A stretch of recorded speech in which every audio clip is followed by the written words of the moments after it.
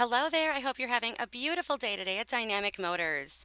Jamie here with Phone Ninjas, and today I am bringing you the results of a mystery shop that I did on your dealership. Now, my inquiry was submitted through your website on Monday, May 18th at 1:07 p.m. Central Standard Time. The first response received was this auto reply email 2 minutes later at 1:09, followed by a phone call which was not received until 5:39 p.m. So first, let's talk about response time here. Now, with the auto response, we want to set these to be sent at least 3 to 5 minutes after receiving the lead at your dealership. This way it gives it a more personal feel. We want the customer to think that we took the time to type them up a personal email. For that phone call, the goal is to get your customer on that phone within 15 to 30 minutes of receiving the lead. This gives your dealership an advantage over any other dealerships that your customer may have also inquired with.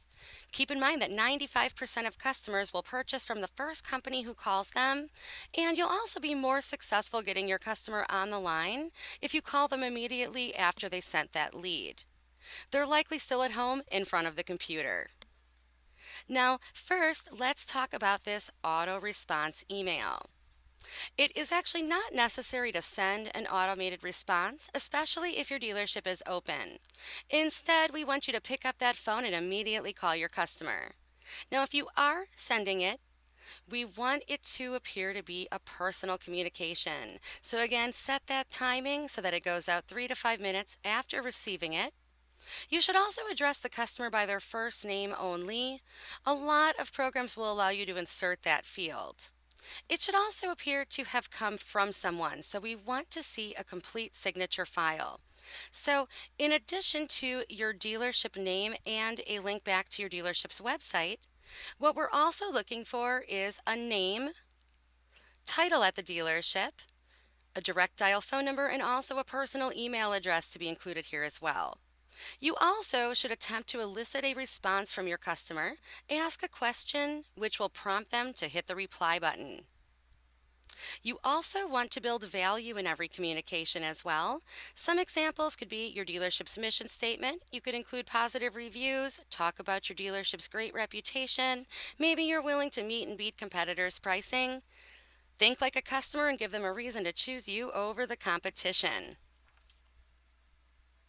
Now, in regards to that phone call, there are detailed comments recorded in the audio portion of this shop where we have recorded the conversation that we had with your staff member and made suggestions according to our processes. So please listen to that. Remember that following the Phone Ninja script is going to help your staff to learn more about your customers' needs, also build value in your dealership, overcome any objections that they may run into, and increase that appointment rate. Now, the next step that we are looking for is a follow-up email after speaking with the customer. We want this sent within 15 minutes of hanging up the line with them. Now, this is the next step in building a relationship with your customer and your dealership, so you want to make that count. What I did was I created an example email that I could show you here so that you can see exactly what it is that we are looking for. So first, when sending a follow-up email to the call, the first thing we're looking for is an attention-grabbing subject line. I always suggest including the vehicle of interest along with your dealership name. Generally, you only have about half of a second to catch the customer's attention before they either delete or ignore the email entirely. So it is important to include that eye-catching subject which will stand out in the busy inbox. The next step we're looking for is to thank the customer for taking the time to speak with you on the phone. Acknowledge that call.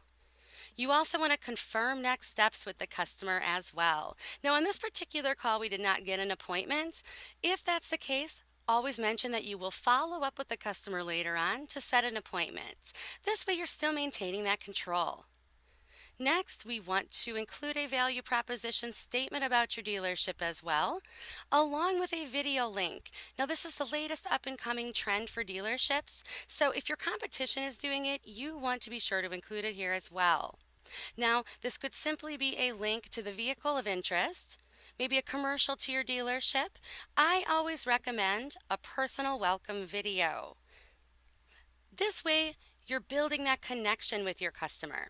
Now, we here at Phone Ninjas are also going to teach you how to create a quick video that you can include in all of your emails, which again is going to help the customer feel further connected. This is an excellent way to build that rapport with the customer. And then lastly, we're looking for that complete signature file. So again, this should include your name, title at the dealership, your dealership name, phone number, personal email address, and a link back to your dealership's website. You also want to ensure that when sending the emails to your customers that they are void of any spelling or grammatical errors.